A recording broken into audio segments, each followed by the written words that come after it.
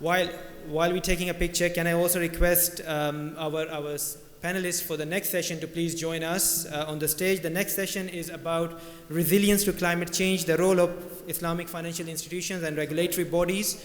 Again, a very important topic that is being discussed time and again within this global Islamic banking and finance industry. And we found it of relevance to making it part of this very important discussion and this important conference. So I have the pleasure of inviting the chairman of the session, Mr. Muhammad Farooq Raza, chairman of AAOIFI Governance and Ethics Board, as well as group CEO of IFAS in the UK, as well as co-founder at IFIN for Islamic Financial Services in the UK. We're also joined by Dr. Tariqullah Khan, who will present a paper. He's a professor at NCF, very well-known personality within the global Islamic banking and finance industry, in particular in research. He has joined us virtually. Unfortunately, he has not been able to be with us today. We are glad to have Mr. Al-Tayyib Ahmed Al-Dajani, Program Officer, UN Economic and Social Commission for Western Asia. He has joined us from Lebanon. And we have Brother Muhammad Khalid Jawahir, Senior Islamic Finance Specialist, Islamic Development Bank Institute, Kingdom of Saudi Arabia. So I welcome you, Brother Farooq, the chairman of this very important session. And I let you initiate the proceedings of the session, please. Thank you very much. Thank you, Dr. Rizwan. Bismillah ar-Rahman ar-Rahim. Assalamu alaikum wa rahmatullahi wa barakatuhu. It's always an immense pleasure for me to be here with my industry colleagues, peers, and the practitioners and the knowledgeable people gathered under this roof right now.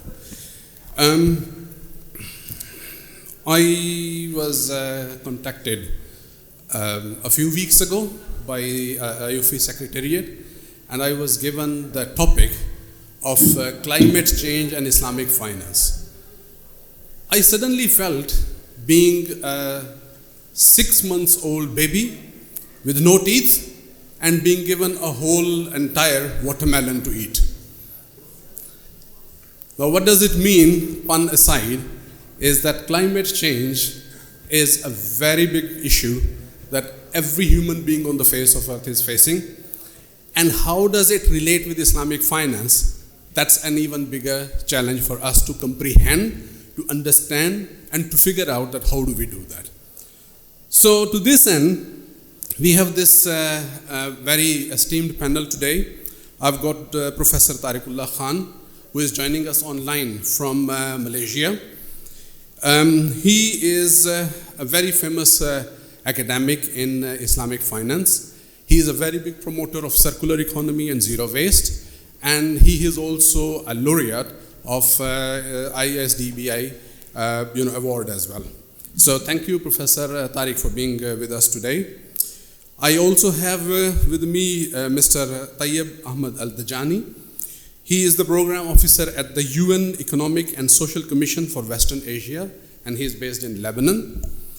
And then I also have with me Mr. Muhammad Khalid Jawahir, who is a senior Islamic finance specialist from Islamic Development Bank Institute. And he has been involved in doing many programs for ISDBI group. So inshallah, we'll hear from all of them as well. Now, when it comes to climate change, I remember growing up as a young man, and that was around maybe 25, 30 years ago, when we started talking about in the media, some things, weird things, alien things like, global warming, greenhouse gases, fossil fuels, and so on and so forth. I think I was too young at that age maybe to comprehend what is coming, along, and what we should expect happening in the world, actually faster than anybody anticipated. Now, 3 decades down the line, what we see is that, a lot of talk has been done, but almost no walk to date. Until recently, when, some very disastrous events have actually posted the first bill of this negligence, in countries like Pakistan, for example, that was devastated this summer, by very torrential rains and floods and so on and so forth, and that has, led to very difficult economic situation in the country, and of course that leads to many other things. So why all this is happening? And suddenly now we see that things have started moving. The recent COP27 held a few weeks ago has also demonstrated that the world is finally waking up to this. But again, we have to see it from a perspective of Islamic finance. So to this end, I would like to invite Professor Tariqullah to do a presentation where hopefully, inshallah, he will shed some light on what are the factors that are leading towards this climate change, this very dire situation that the world is facing. What is causing these issues, and what does it mean to the world? What does it mean to the economy? What does it mean to the humanity? And how it relates to Maqasid al-Sharia. So is there any, I would like the professor to focus mainly on this issue, that how much it relates this climate change issue with Maqasid al-Sharia. Is there any relevance between them, or are we talking about two completely different things? So Professor Tariqullah, over to you please. You have around 20 to 25 minutes for the presentation, and then we'll move on to the next. Thank you. Assalamu alaikum. Thank you, Mr. Chairman. Dear Brother Raza, thank you very much for your introduction. And I will straight away go to the presentation, which my humble presentation here. And I captioned it, Climate Crisis Mitigation, Maqasid al-Sharia Framework. This is just a preliminary framework to try to understand how we can deal with the climate crisis. So primarily, in the received economic system in which we are, the economy, there is what we know is the economy, but a healthy economy cannot exist without a healthy society. And a healthy society cannot exist without a healthy ecological environment. And a healthy ecological environment is always somehow spiritually related to the natural. So if we understand the crisis and the solution in the framework of this summary, then we can really be in a position to present our solution to the crisis. So the crisis is anthropogenic. It is created by human beings.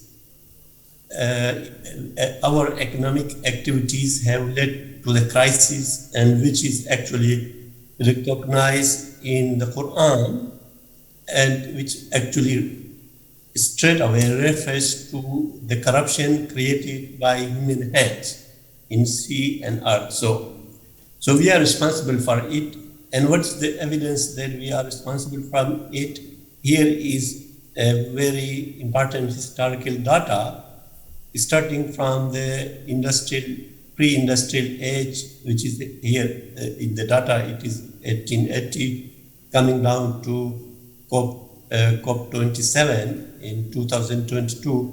You can see that how the temperatures, global temperatures, are increasing, although there is a lot of effort going on in terms of the COP conferences and other international efforts to reduce the temperatures.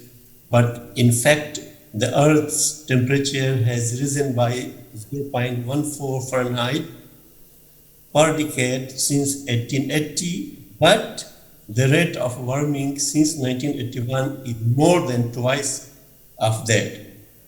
And looking into the future, this is a very credible data which shows that although in year 2022 we are at 1.2 degree temperature, and the Paris Agreement fixes 1.5 as the maximum, but in real terms, what the data suggests is that it is very hard if we do business as usual By 2100, which is when my grandchild is going to be my age, he has to live at a temperature which is 4C, which is almost unimaginable. So at the present, what's happening is that this data is also very credible. It is about the biocapacity of Earth, and you can see that the red means the degeneration of the biocapacity of Earth, which in the data which appears from, it is consistent with the previous data also. From 1971, we have a very rapid degeneration of the Earth's biocapacity. Because of those things, there is another very credible source of information, which is the World Economic Forum. They produce every year a global risk report. So I compiled the data from their reports from 2007 to 2022, and you can see that the green here are the top 5 risks. The green means they are environmental, and you can see that the green is appearing only recently. 2014, we can see the 2 risks are green, but when we go to 2022, then actually the top 10 risks are environment related. And basically, what happens is that when there is an environmental devastation, then every other thing, every other risk is also becoming magnified. Like in the previous session, you were covering the food security. Food security is just impossible if we do not address the environmental anthropogenic risks. So what is the reason that we have that disaster? It's coming from the economics, actually. Those of us who are in the economics field, we know this. We have learned economics through this diagram, which is called the Samuelson circular flow diagram, which is all about money and only economic activities, and it is disembodied from the ecological environment and from the society. It's not related to that. And the only connection is the externalities, where they talk about positive externalities as well as negative externalities. Negative externalities is actually the focus of my presentation today. And I from the framework of the Makasi, I call it Mafasid. And it was the one which was referred in the verse which I showed to you is Fasad. So the unfortunate thing is that the disembodied framework, which I just showed to you the picture, is actually the framework in which all the recognitions in economics are actually distributed. Even Nardos, in the first picture here, on the left, he was the co-author of Samuelson Economics. He got the Nobel Prize in 2018 for the climate issues. But again, this framework is disembodied. In the framework, environment and society are not integrated. And this year also, we got the Nobel Prize winners who are from the disembodied framework, only from financial. They do not have any contribution in the area of environment and social issues. So that is the dominant framework. Actually, what I was listening to your discussions previously is we are still entangled in this embedded framework, whether whatever area it is, even in our Islamic finance and Islamic economics, we are still in this embedded framework. So from there, I want to make the point that the result of it is the devastation of the climate change, which if we only refer to waste and the pollution, that are the two most serious issues which the world is facing nowadays. And of course, there are efforts there. I summarized the different effort levels. The first one is the disembedded framework, which actually is the shareholders' capitalism. I don't want to go into the detail because of the time limitation. And then we have the ESG, the stakeholders capitalism, and within the stakeholder capitalism we have the SDGs, which is an embedded framework. And then I am talking about today what we can add to the SDG framework is the religious dimension, the divine guidance, which is to be added to that. So all the data show that if we follow the business as usual, the disembedded paradigm, we will have, by 2100, the temperatures will exceed 4C. And my data here shows that this is a recent report issued maybe 2 weeks ago by the MSTI. What it shows is that most of all of the listed companies, basically, all of the listed companies are actually working, which will end up at 2.9C temperature. And interestingly, these companies are also reporting on the ESG because they are saying we are also doing ESG. So basically, even the ESG companies are leading to the world to 2.9C, which is almost 3C in the timeline of the Paris Agreement by 2050, which is extremely dangerous actually. So the SDGs is indeed a very good improvement on this embedded framework because it is embedding the economy into the society into the biosphere. But the problem is that the various SDGs actually really conflict with each other. Here is the data which shows that conflict because most of the climate issue, here is the data on the HDI, Human Development Index. Of course, the developed countries are more developed on the HDI, and on the other hand, we have the ecological footprint,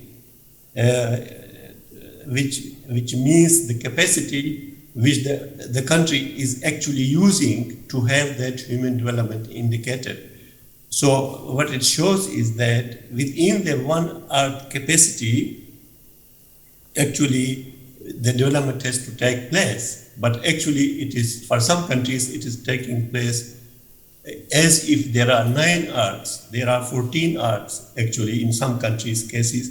And most of those countries are high developed countries.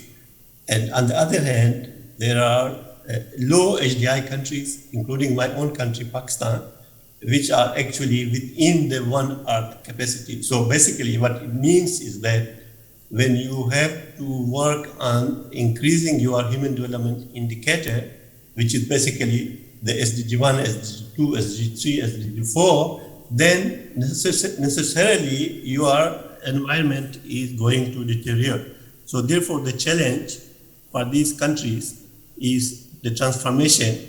For the developed countries who are having a high HDI, the problem is that they have to transform their economy from the environmental point of view to within the 1 Earth capacity, which is actually almost very difficult in the short run. Whereas the developing countries or the least developed countries have to improve their HDI and within the 1 Earth capacity. So this issue of 1 Earth capacity is very important in my discussion. So there is a lot of crisis which is very much evident from the data. So using the word phrase, actually, our brother Sami uses good economics phrase. So what good economics can offer? First of all, good economics should stop the degeneration. Second, it should restore. And third, it should regenerate the Earth's biocapacity. So then in that framework, what the maqasid why the maqasid is relevant. Because in the first place, the maqasid is relevant because it is not disembedded. It is embedding the different dimensions of development within each other. So the most recent studies, the Sharia scholars actually identify the ecological balance and biodiversity restoration and regeneration as one of the maqasid themselves. Although most of the studies still do not include the environment as one of the maqsad. Even Chabra actually put the environment in the category of future generations. Of course, it is very relevant, but most recent studies from the Sharia scholars actually identify the ecological balance and biodiversity as one of the objectives of the Sharia. So what is the intent of the Sharia? The intent of the Sharia is to maximize the positive externalities, which I equate to masalih, and to minimize the negative externalities from our economic and consumer activities. So positive externalities, masalih, public benefits, restoration and regeneration of shared natural asset, which is the biocapacity of Earth, the universal public property. The problem was with economics was that this universal natural asset was not recognized in the economic models of those actually Nobel laureates. And the negative externalities, mafasid, public harms, the degradation and depletion of shared natural asset, biocapacity of Earth, and universal public. So the intent of the Sharia is, as we know, is to prevent the mafasid and to preserve and restore and enhance the masalih. So I try to translate it in terms of this diagram. On the top I put positive externalities, global public benefits, and at below I put the negative externalities, global public harms. So in my previous data, I showed to you the rate is emerging from 1970. Actually, when we trace it back, it is emerging from 1960. So I put there that as the base. So what is happening is that we are in that diagram, we are continuously, the data shows we are continuously degenerating the Earth's biocapacity. And what we actually need is we have to restore and regenerate. We have to move from point A to point B, and this is specifically, I developed this for sustainable business models. So a sustainable business model is positive externalities match out negative externalities, no negative impact or net addition to biocapacity. And a degenerative business, which actually most of the businesses nowadays are degenerative, unfortunately, trivializes negative externalities. This is what economics does. It recognizes negative externalities, but they trivialize it. That exceed positive externalities, degrading the biocapacity of Earth, which is the natural asset on which everything actually depends. And then we have a restorative business which improves on the external benefits. And then we have a regenerative business where actually net addition to the biocapacity takes place. Our forefathers, business activities were actually in the form of regenerative because their degenerative activities were not actually existing. So what are the preconditions to establish regenerative businesses, which is maximizing the masalih and minimizing the mafasid? So there are the preconditions. The most important precondition is the behavioral norms. And due to time limitation, I will not discuss most of these points. Maybe I will pick up only some of them. The first one is behavioral norms. The second one is economic analysis framework and criteria. The third one is technologies, which was, you were discussing them in the previous session also. The fourth one is policy and regulatory support, future-ready institutions, and effective partnership, design of financial products, which is what is extremely relevant also for this AAOIFI and ISDB giant seminar. So let me pick up on some of them. The one which is most important is the behavioral norms. Actually, when I started learning Islamic economics, I was taught that Islamic economics is different from conventional economics because of these particular behavioral norms which Islam is teaching us.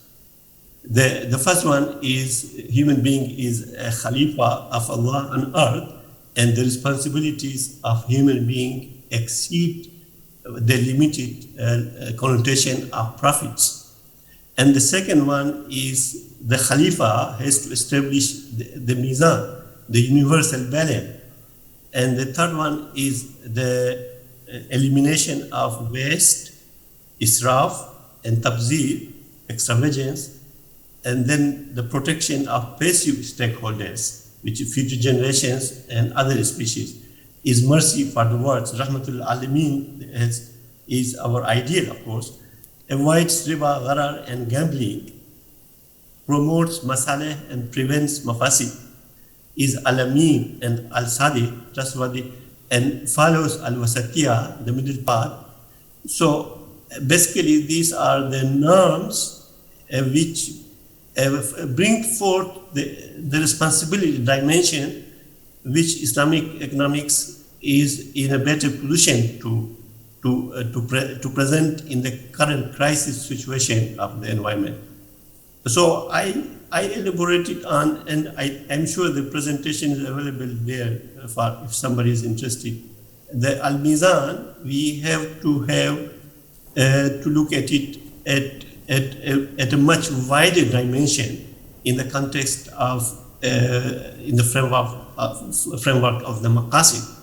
The Al-Mizan is social and economic justice, inclusion and circulation of wealth, life-sustaining elements, capacity and environment of the planet, air, water, energy, rotational balance, etc., internal equilibrium of creation, biological, nutritional, functional, etc., demographic equilibrium, families and future generations, circularity of nature, water cycle, oxygen and carbon cycle, food cycle, photosynthesis, etc. So the Al-Mizan actually sets us to have our economic activities in consistency with the natural cycles. Otherwise, the facade will happen.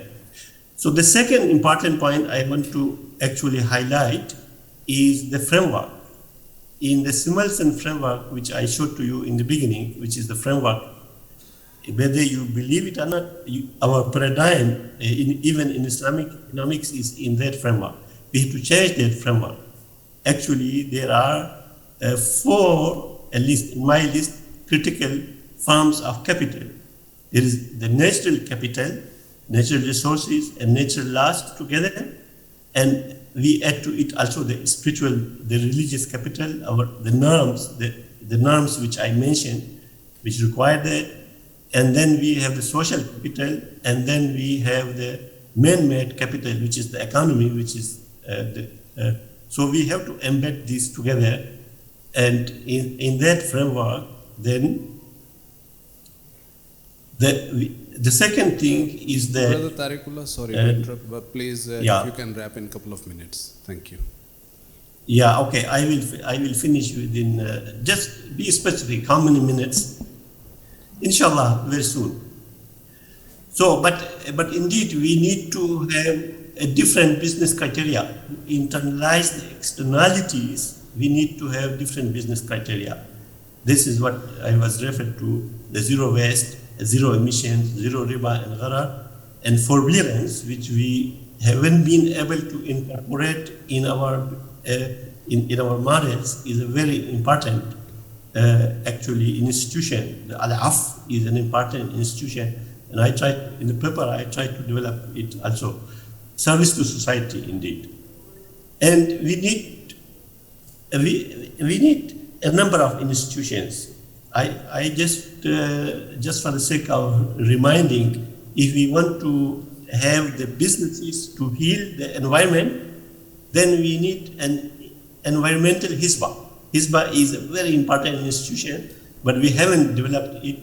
And now we need to really put a lot of efforts in developing an environmental HISBA. And of course, there is a lot of work is going on the value-based financial institutions. Of course, and then, of course, you are going to discuss also in the seminar about the Sharia governance. The narrative of Sharia governance has to change from halal only to halal and Taiwan, because cleaning away with environmental and ecological impurities is an essential ingredient if we have to apply the maqasid al-Sharia. So the Sharia governance has to be revisited in the framework of halal and Taiwan as an improvement, actually. And then, of course, if we do all those things, then we have to look at the cost of doing the business and collateral, because the businesses will be doing in a different format with a different perception and different understanding. So the cost of financing may be going to be a little bit higher.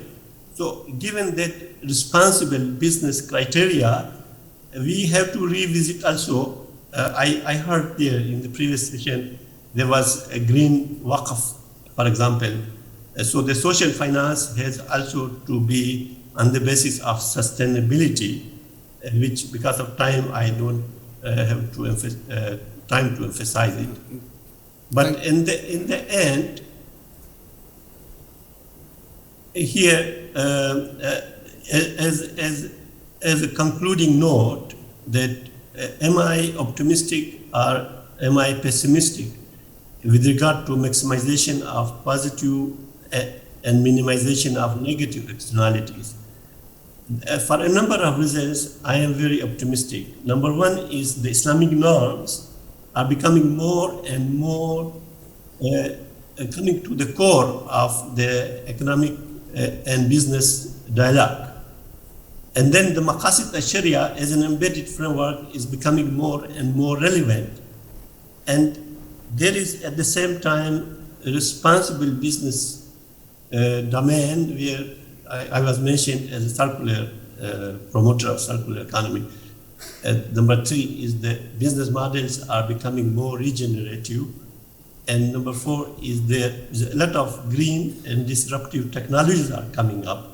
And especially in the area of food security, there is a regenerative agriculture actually, is a new disruptive form of agriculture. And then there is a lot of value-based finance and regulation actually is taking place.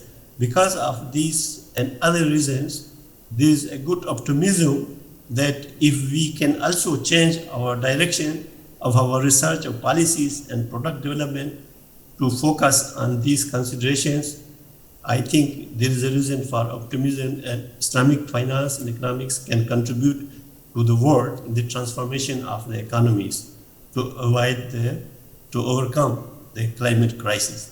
Thank you very much. I'm sorry for exceeding the time. Thank you very much, Professor Tariqullah Khan. A very detailed and a very insightful presentation. I think you have made it very clear that the reasons that are actually leading towards this disaster of climate change is unfortunately what is happening in the world, where there is more fasad, there are more mafasid than masalih. And this is where I think we really need to take a heed from this message again, that, we as Muslims, we carry this ultimate responsibility of Amr bil Maruf wa Nahi al Munkar, and that includes that we have to promote masalih and we have to prevent fasad. Instead, unfortunately, sometimes willingly or unwillingly, knowingly or unknowingly, we become part of the problem.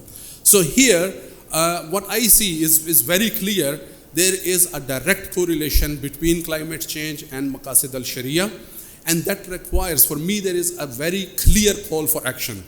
But that call for action is probably much bigger than just Islamic finance.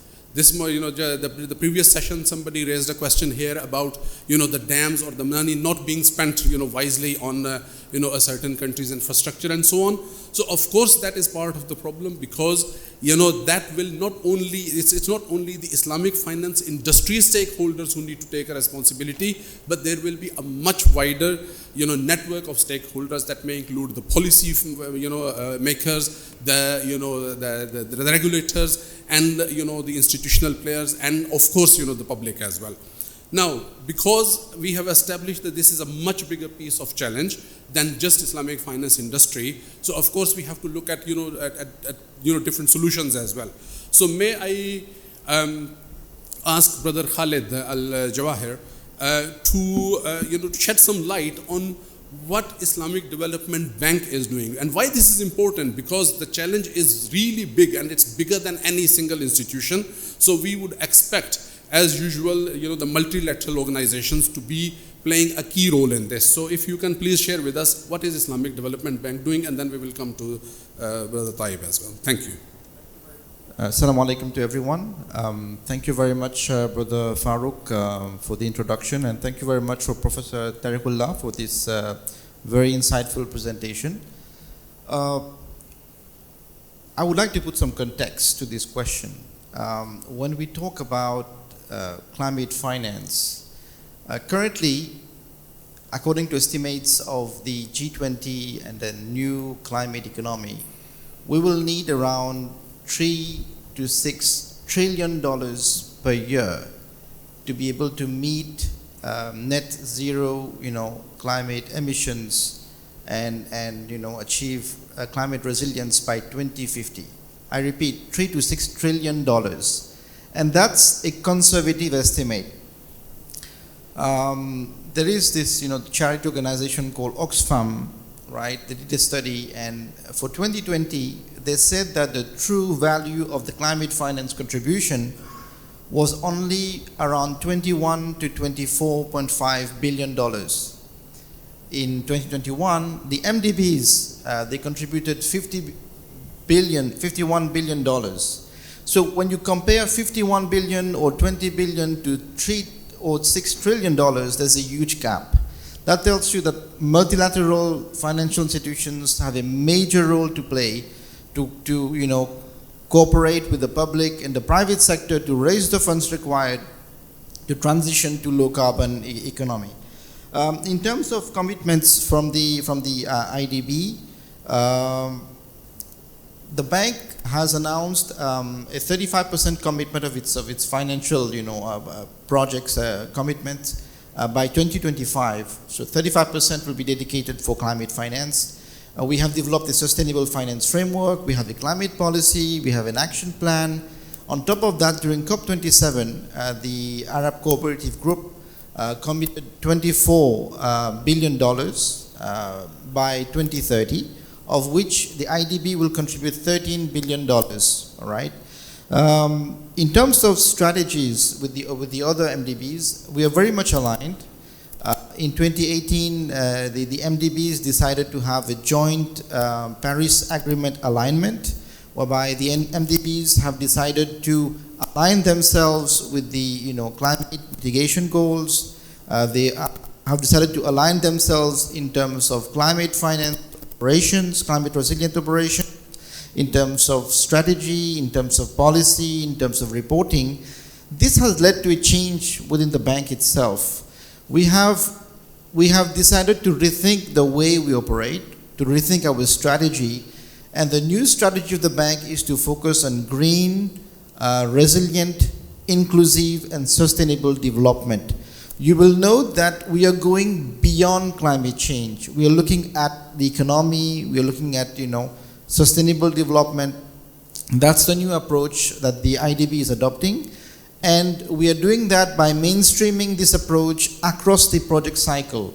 From the project design to project implementation and monitoring, we are looking at projects from these lenses, green growth, resilience, inclusiveness, sustainable development, and that's the way, and we're doing it across, a variety of sectors: agriculture, energy, water and sanitation, health, education, and so on. When it comes to Islamic finance itself, the IDB has set up a platform with the UN center in Istanbul. It's called the GFIP, right? It's the Global Islamic Finance Impact Investing Platform. The purpose of this platform is to engage with the private sector, with the governments, with the aim of developing market-based solutions for SDGs. So some of the very interesting projects which we've done under this platform and which have, potential impact for climate finance is, for example, we have assisted some countries, Uzbekistan is one example, to develop legal and regulatory framework for green sukuk.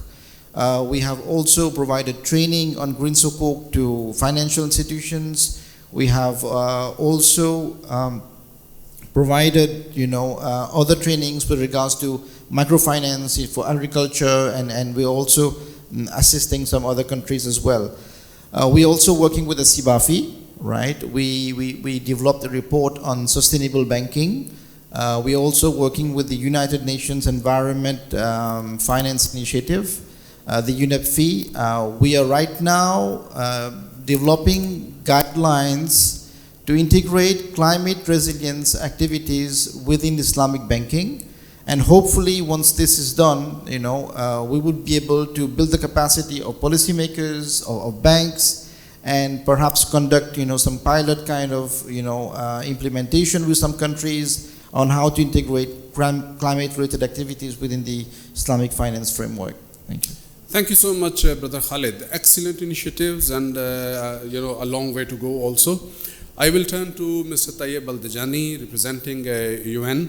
So please share with us, what's your perspective of climate change with regards to Islamic finance. سلام الله عليكم ورحمته وبركاته. تحية عربية عطرة وبعد. Gives me great pleasure to be with you here today. I look forward to be enriched with your thoughts and comments after we finish this session. From a climate change perspective, so many negative externalities are affecting our world, and we are meeting today in a challenged time from a climate perspective. 3 SDGs, Sustainable Development Goals, are very relevant to our discussion today. The first is the climate action and the targets needed to be achieved in that respect. That's SDG number 13. Life on land and life underwater are also very important SDGs 14 and 15. As my colleague Khalid just mentioned, the SDGs funding requirement in this decade of action is between $6 to $7 trillion per year, and the climate action component of that is extremely significant amount. ODAs, the obligatory development assistance from rich countries to poorer countries, is not covering these important funding requirements. Hence, there is a funding gap. The IMF puts this funding gap at $4.5 trillion per year. And this is a major challenge to the financial footing of various Muslim countries, if not the majority of them. Hence, these countries resort to borrowing, interest-bearing loans in particular. And from a global perspective, if we look at the major waves of change globally and how they affect the Muslim world, This element of debt is really alarming. It has reached $303 trillion last year, 2021, rising from $226 trillion the year before. In percentage terms, probably this is the highest or close second to the highest percentage change in global debt year to year since the Second World War. So, Islamic social finance and Islamic banking and finance, the two-pronged approach to Islamic finance, one related to non-for-profit sector and one is for-profit sector, which is Islamic banking and Islamic financial institutions. Muslim countries must revert to such institutions in order to reduce the funding gap that we just mentioned, $4.5 trillion. And in essence, during the presentation early today, AAOIFI mentioned that Islamic banking and finance for-profit total footing and total balance sheet is about $3.3 trillion, while the Islamic social finance, if we break it according to instruments being zakatable assets, $2 trillion minimum, with a $600 billion of zakatable funds that can be effectively distributed annually, in addition to awqaf assets that are probably estimated at $1 trillion, and then Qard Hasan and Sadaqat, among other instruments of Islamic social finance. So in totality, Muslim countries, many of them are LDCs and many others are middle-income countries, need to look at and cannot ignore the Islamic social finance sector in order to fund the gap that exists to achieve climate action targets and to achieve the SDGs in general. Hence, various initiatives have taken place the past decade or so. Green sukuk were introduced, particularly sovereign green sukuk in Indonesia, and that was a successful experiment from a sovereign perspective. Conglomerates in Emirates and other Arab countries have also issued sukuk, green sukuk and blue sukuk as well, coming to existence relatively soon. Hence, these are important elements of financing for climate action. And here, there are two elements that we see from a global perspective that are important to mention. The first is financing for mitigation versus financing for adaptation. In essence, we see that most Muslim countries that are LDCs, least developed and middle income, are receiving 10 times as much in mitigation financing through loans, interest-bearing loans, versus adaptation financing for projects that are compatible from Sharia perspective as well as from environmental perspective. And this is a policy recommendation for countries to work further with international granting sources of funding so that they can look for adaptation financing versus mitigation of negative externalities related to projects and so forth. Lastly, we see good important initiatives. For example, in Jordan, the country is becoming an expert and the world leader in wastewater treatment. In Morocco, we see that Morocco has become a world leader in solar energy desalination plant for its desert areas in the south.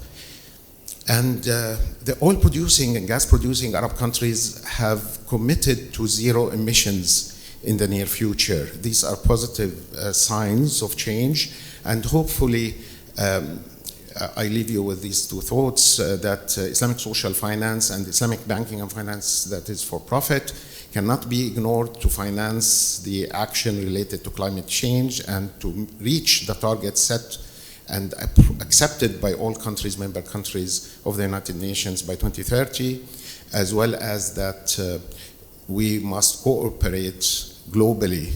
It's not only a national risk that climate change poses to one country as big as it can be from population perspective or geographic perspective. It's a global issue as well as a regional issue from Muslim countries' perspective. The Paris Agreement commitments as well as the Sharm el-Sheikh Agreement commitments need to be observed and hopefully upheld in order to achieve a better future for all mankind and justice for all mankind. Thank you so much. Thank you, Brother Taib. Really appreciate. Now we have to close the session. Very quickly, I have a common question to both of you. One of the recent breakthroughs is actually the agreement to establish the Loss and Damage Fund in the COP27 recently, where the funds will be provided for preventive and corrective projects, right? Now, how do you see this happening? Can we anticipate? Is it logical? Is it realistic to anticipate having maybe an Islamic tranche of Loss and Damage Fund to provide funding to OIC countries or the Muslim countries to help them with their climate change projects? Is it doable? Is it not doable? How do you foresee this coming? And especially when it's coming from the UN, but then the funds will be provided by the countries that are usually causing the climate change, right? And the recipients of the fund will be actually the opposite, who are usually paying the price of that that change. So how do you see this? We have only 30 seconds each for the answer. Thank you very much, Brother Farouk. That is a very challenging question because this issue is very novel. It has just been agreed in the COP27. Honestly, the mechanism of how it will happen is still not very clear. They still have not deliberated on, for example, who are those who will donate. Who will be receiving the funds? What are the eligibility criteria? These still are not very clear right now. Of course, we currently have already existing partnership with the UN, with this the GIFI platform. This could be a very good conduit, whereby any if and when it happens, any Islamic tranche could be using that platform to be channeled to the member countries of the bank. Thank you. I agree with Brother Khalid, and I think that member countries of the OIC must come together with countries of the South in order to become a strong bloc with one voice in order to benefit effectively from such an initiative and commitment by the countries that have caused such a disaster and a calamity on our Mother Earth. And I hope through collective action, cooperation, we can achieve such a goal. Thank you. Thank you. Thank you, Brother Taib. Now, my last question to Professor Tariqullah. Hope you are still with us. You have worked a lot on the industry side and the research side. What is your honest opinion about the readiness of Islamic finance industry to tackle the climate change challenges that we are talking about? Is the industry ready, or how much work you think will be required actually to get ready for that? I give you an example. A lot of time, green sukuk have been mentioned, but that's only one product. Recently, a fatwa was issued approving carbon credit, to be an asset class. Now, shall we see this carbon credit approval, Sharia approval, as a precursor to more innovative and really inclusive and some exciting products? Or is the industry heading towards another tawarruk or commodity murabaha where the underlying asset is this carbon credit? So please, no more than 1 minute. Thank you. Thank you. This is a very difficult question. And indeed, I didn't want to talk about it. Sorry. Because the whole responsibility is on the IFSB and IOFI, because they have done wonderful to promote Islamic finance and doing wonderful in doing Islamic finance.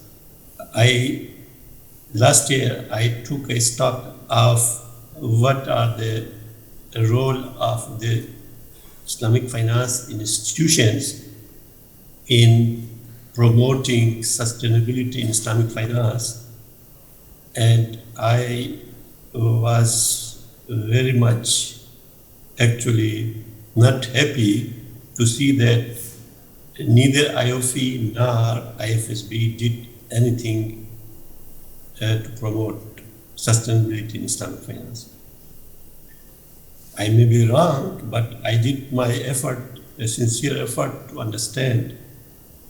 Only the SIBAFI, the General Council of Islamic Banks and Financial Institutions, has actually produced a report on sustainability in Islamic banking.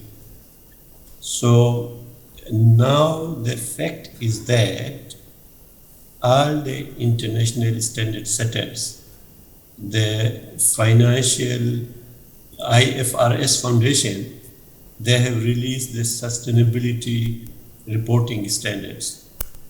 The TCFD, they have released the disclosure requirements for climate risk, and the Basel Committee has done. So most of the standard setting institutions have already now issued standards to their actually responsible agencies and businesses to follow. But in our own case, there is a big opportunity for the IOFI and the IFSB to really address this issue, which is lacking actually. We think Islamic finance is sustainable. Actually, I don't understand that, because financing a project, whether through loan or through Islamic finance, is irrelevant. The particular project, whether that project is having some sustainability implications or not, is the most important. So therefore, in the Sharia governance slide, I put halal is the framework on which we are working now, but halal and Taiwan should be the framework on which the Sharia governance should work. And we need to address even the financial contracts, if that is so. Thank you. Thank you, Professor Tariqullah. I take your point. Just a little clarification that IOFI is already working on a governance standard on sustainability. So it's in the pipeline, and hopefully, inshallah, it will see its day very soon. With that, I would like to open the floor for 2 questions from the audience, if any at all. Yes, please. If someone can take the mic, please. Please keep your question short so that the answer can be also short. I think everybody, wants to go for lunch now.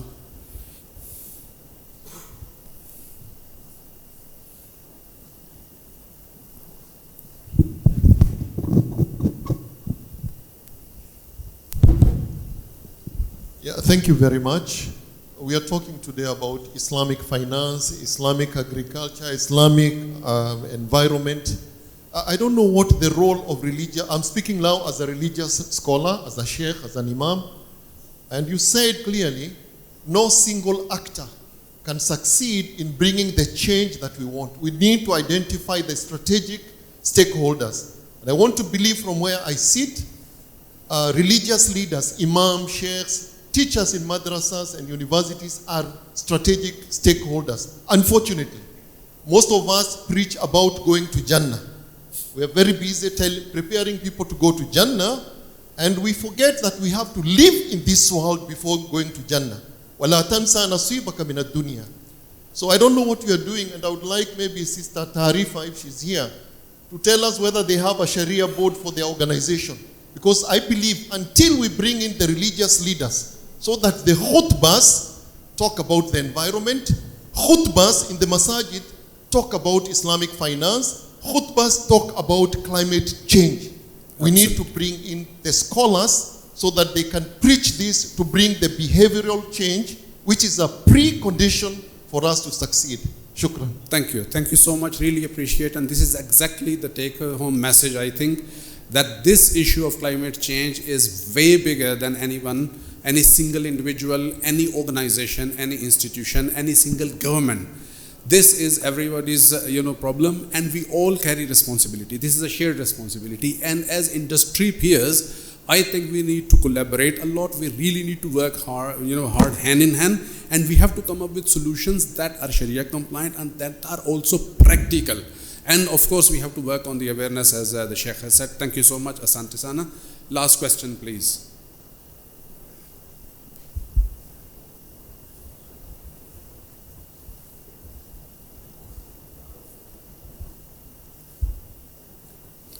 Assalamu alaikum. Wa alaikum assalam. First of all, I have two simple questions. First of all, I guess maybe it's time to come for central banks that one of the assessment when they assess the Islamic institutions to take into account the environmental issues.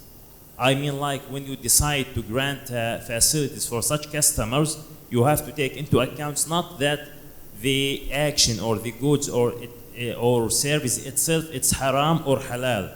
You have to look beyond that. I mean the maqasid al-sharia. Second thing, I guess also for central banks should also grant such, let's say, rewards or something for institutions, especially Islamic banks, that grant a green project, give them facilities with low rate or something like that to encourage them to finance a green project. Thank you so much. Thank you, great ideas. Thank you very much. Just one last question, please. Here.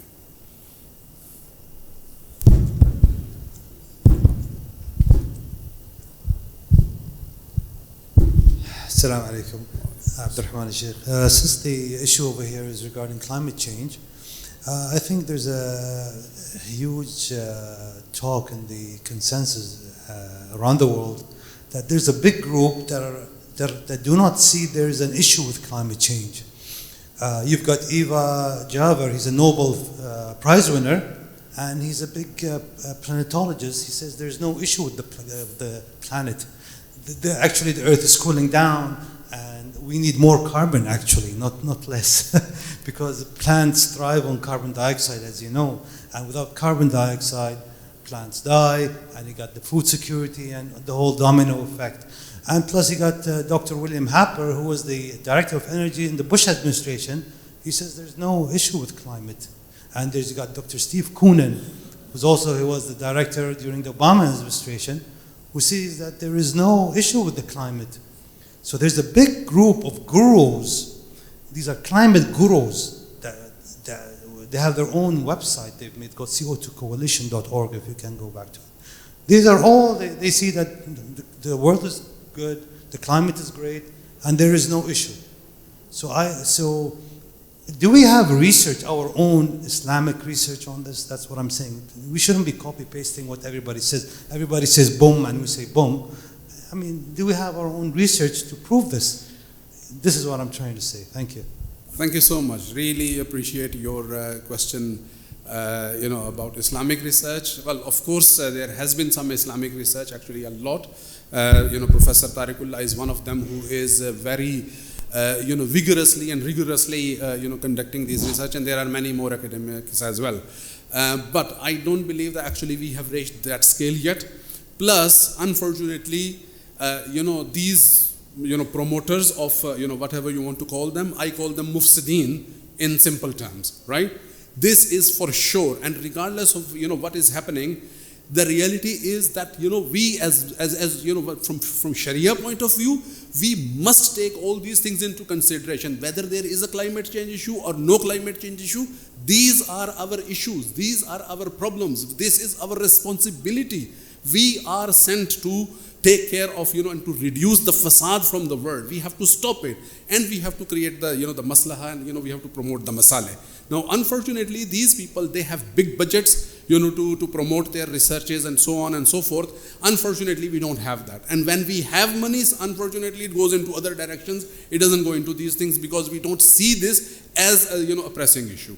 Now, I hope that, inshallah, with the, this little dialogue that we are having today, it will become, inshallah, I think it will instigate, it will initiate some further discussions and more in-depth, I think, debate over this issue, and that's why I'm insisting and I'm reiterating again that this is not an Islamic finance issue. This is actually an Islamic issue, a holistic Sharia compliant issue, because it does not stop only at finance. It has a lot of many other implications, and it will require a lot of input from many stakeholders. And finance is just one of them. Because the conference is focused on finance, so that's why we are talking about finance, but otherwise, I think we have to accept that this is something that is much bigger to chew for any single industry. Thank you very much. With that, I will call this session a close. Thank you for your engagement, and thank you for the very interactive question. Hello. Okay, yes, sorry, okay, one last question, sorry, but no more, please. أشكر لإتاحتي الفرصة وأنا أتحدث باللغة العربية. إثيوبيا بلد جوار للمنطقة العربية والمنطقة الاقتصادية التي وصلت إلى غرب وشرق وجنوب وشمال.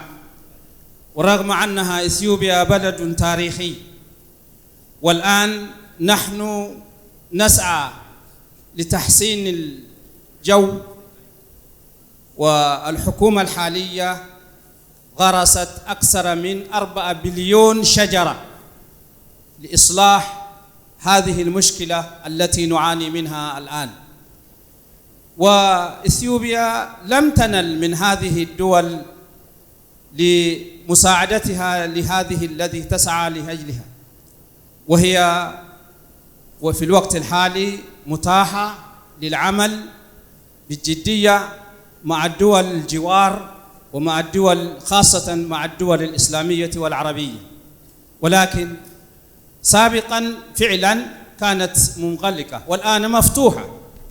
لماذا لا تحصل على هذه القروض أو على هذه المساعدات الإعانات لتطوير اقتصادها، وهي تسعى، والحكومة الحالية ممثلة بالدكتور أبي أحمد التي حصل على جائزة التطوير أو إصلاح المناخ، فنحن نسعى لتكون علاقتنا واتصالاتنا لتحسين الاقتصاد ولتحسين الجو المناخي.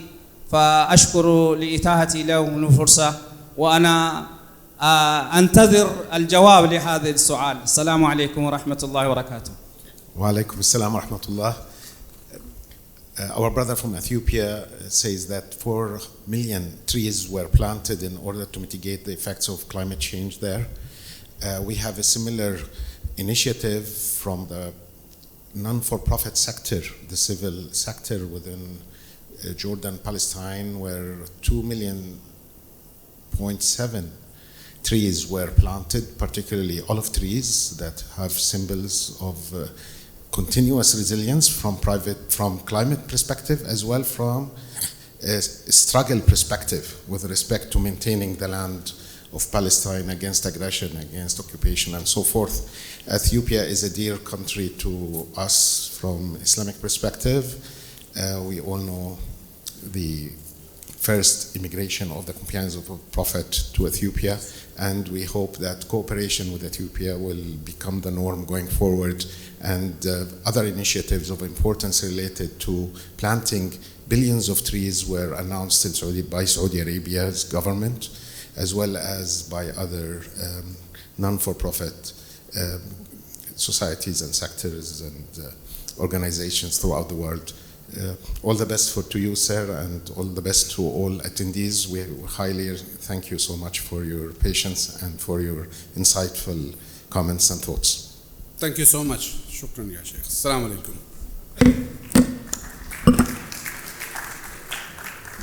Thank you very much, fellow panelists. Professor Dr. Tariqullah Khan, who joined us virtually, thank you for sharing a very insightful presentation.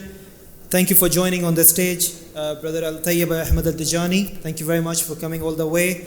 Brother Khalid Jawahir from Islamic Development Bank, thank you for joining us and for doing an excellent job. I'm sure all of you would agree. Thank you, Brother Farooq Raza, for chairing it very well. Thank you for managing the time very well. Ladies and gentlemen, we will break for lunch now. The lunch will be served on the left-hand side of this hall. If I request you to please, when you walk out the main door, turn left, and then immediate left, you will find yourself into the lunch hall. We will resume the next session at 3:15. So may I request everyone to be back hopefully by 3 p.m. inshallah. We have got a very important session on enhancing economic resilience, opportunities for integration of social finance into Islamic commercial finance. May I request everyone to be back. Thank you very much.